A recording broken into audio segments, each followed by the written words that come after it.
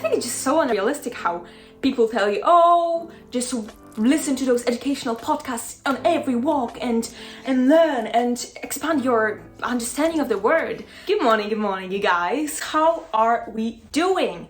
Today, we are talking habits that will change your life. I know, it sounds promising, Maja, what the hell are you talking about? But I promise you guys, those habits have changed my life and they have the potential to change your life as well if you stay consistent with them. So, grab yourself some tea, maybe some coffee. I love coffee, you know that, so maybe coffee. And let's get straight into it. Okay, guys, first habit, put your phone on do not disturb. I know. Everyone says that. But why have all the different notifications from the app you don't even check coming to you, creating this unnecessary distraction and stress of some sort in your life? Why do you need it? You really do not need it. Let's say you're working on something, whether it's your passion project or you're at work or maybe you're at school or you're doing your homework, and then a notification comes up and you lose your focus. What is the point of it? It just destroys everything. So putting your phone on do not disturb for the whole day is the best thing in the world. Actually, something that I personally like is doing not the do not disturb, but going to the focus feature. If you have an iPhone, you know what I'm talking about.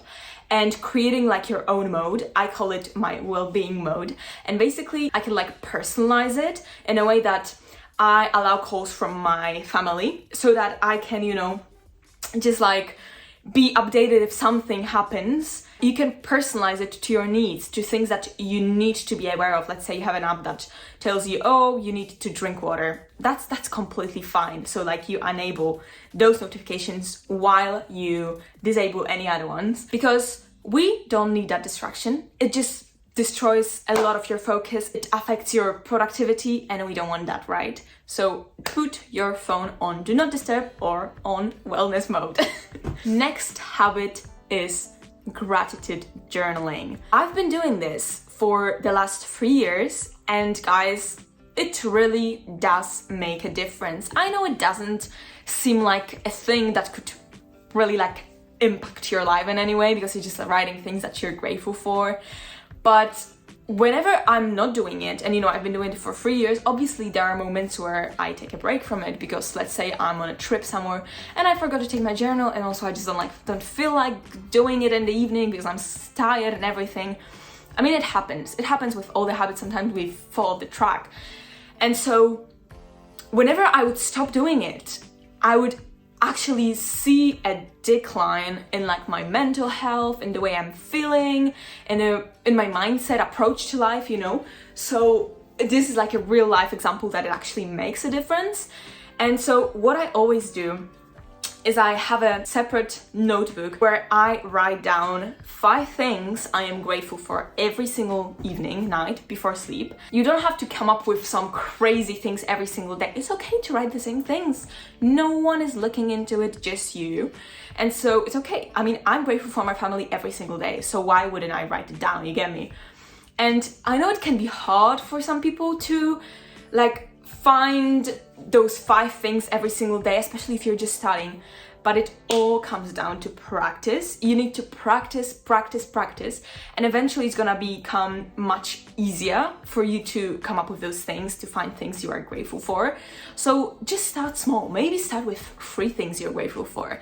Maybe start with 2, or maybe start with 5, but take it easy on yourself. Don't expect yourself to come up with those crazy things because that's not the point. You're not exercising your creativity here. You're just looking for things to be grateful for in your current life so that you can appreciate your life as it is right now and not just keep on chasing those dreams and everything and be like, oh, I'm gonna be happy once I do this or once I do that, because trust me, it's just not gonna be the case. Gratitude practice is all about finding those things you can be grateful for in your everyday life. It does make you so much more mindful and grateful and just appreciative of all the people around you, all the opportunities that you're getting. And I think it's such a beautiful thing to be doing. So I really encourage you give it a go. Why not, you know? Making to-do lists every single morning is not a habit that I have for you. It's been a game changer for me because I'm a person who's like, oh, you know, it's the middle of the day, I've done something but not too much, and then I just sit down like, I don't know what I'm supposed to do with my day, with like the rest of my day. I think I have some stuff that I could do that, you know, I could be productive with, but at the same time, I don't really know what it is. So, and then, you know, in the evening, you're like, oh, I should have done this, I should have done that, I wasted my day, and you just feel shit. And we don't want that. That's why I love doing my to-do lists every single morning, because it keeps me on track. It lets me track my progress with like as the day goes, and also like, you know, allows me to remember about things that I have to do. Write down the things you need to do, take off the boxes once you've done those things. Like, it is so satisfying as well to just be like, okay, I've done this, I've done this, I've done this. I don't know, you just have to try it and see, because it does make a difference, and once you do it consistently, it does really improve your life and your productivity. You have goals every single day that you need to accomplish, and that's amazing. Now let's go to like some kind of self-care habit, I could say, and it is unfollow spree, monthly unfollow spree. You know, every month we start following different people because, you know, we see one piece of content that they made and we like it. So we click follow, why not? Like, I like their content. Maybe other pieces of content are just as great, you know, why not? Why not? Like, it doesn't cost me anything, right?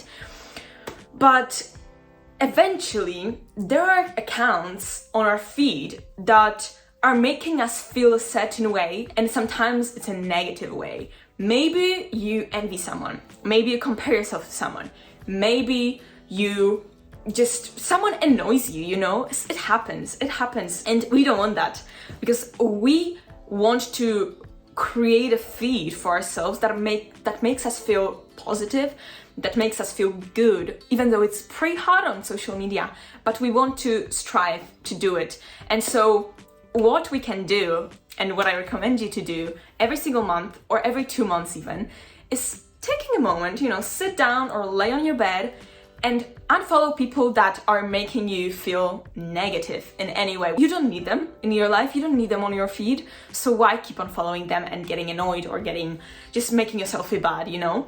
And I know from my own experience that sometimes there are people we really like we like watching their content, but we compare ourselves to them. And so you torn between like, oh, I like this person, but at the same time, I mean, they make me feel shit sometimes, and I don't know what to do because I want to follow them, but at the same time, I feel bad once I watch their content. And my advice here is unfollow them for now, until you like get over this whole comparison thing. You work on yourself, you work on it, you kind of like just distance yourself for a second, and then you can follow them again once you're ready. And, you know, just observe how you react to it, if you start comparing yourself again, or if you don't, then that's great, that's amazing, that's progress. Unfollow spree every month is a beautiful thing. I love it, and I recommend it to you as well. We always hear about how important movement is and how we should move our bodies every single day, you know, 10,000 steps and all of those things. And yes, I totally agree with you, but I feel like so many people force themselves to do a specific type of workout. Let's say now Pilates is very trendy, and I feel like some people feel some kind of pressured to try Pilates and do Pilates because Pilates is the thing now.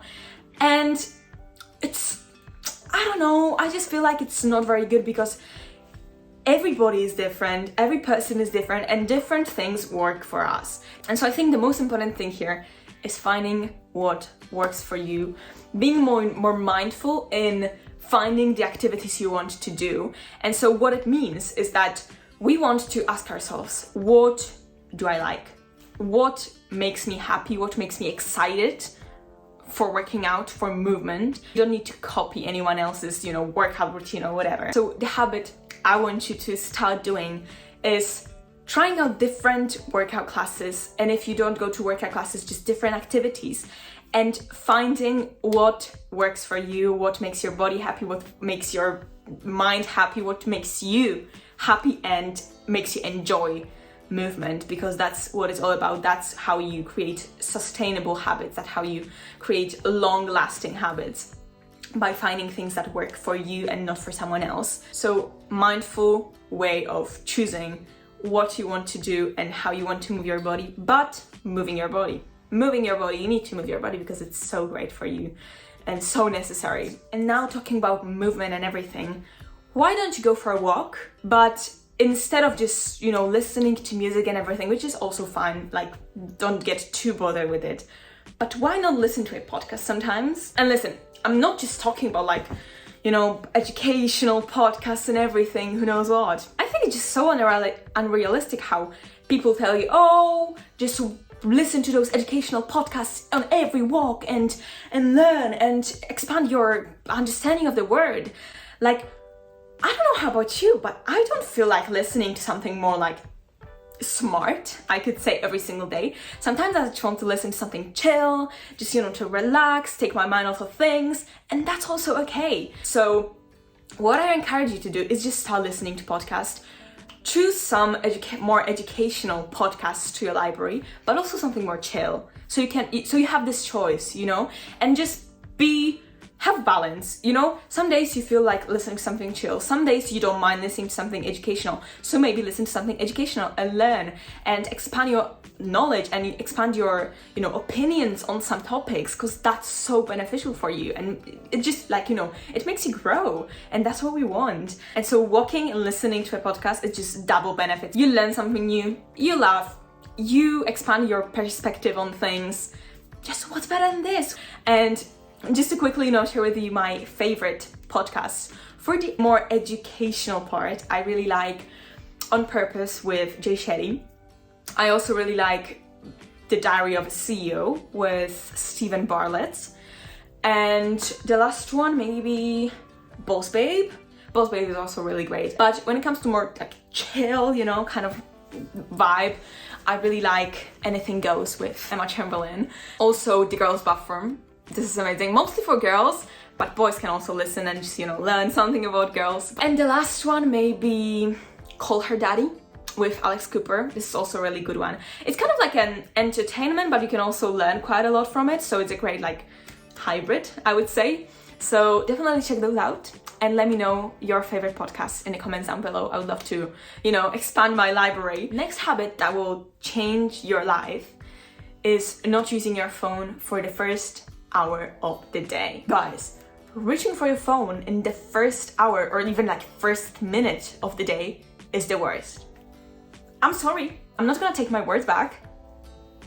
It is. And as a person with anxiety, I've struggled with anxiety for quite a while, I can really see the effect that it has on you, because every time I would check my phone first thing in the morning, I am just so stressed, I'm just so anxious, because you're just bombarded with all of those different stimuli, especially if you're just looking for, for social media, you're going to TikTok straight away. It's just a stressor to your brain, and it is very, very bad. Not only for your just, mental health, but also your productivity, your focus. It really affects all of those things. You can watch different YouTube videos on that. But I think not many people talk about it, but let's not be as extreme, okay? You can turn off your alarm, you can check the weather or just check the hour. Let's not be extreme, okay? Let's be realistic. You can check those things. It's not like phone is some sort of poison for you in the first hour of the day. But just, I would say, try to limit and stay away from social media, from your emails maybe.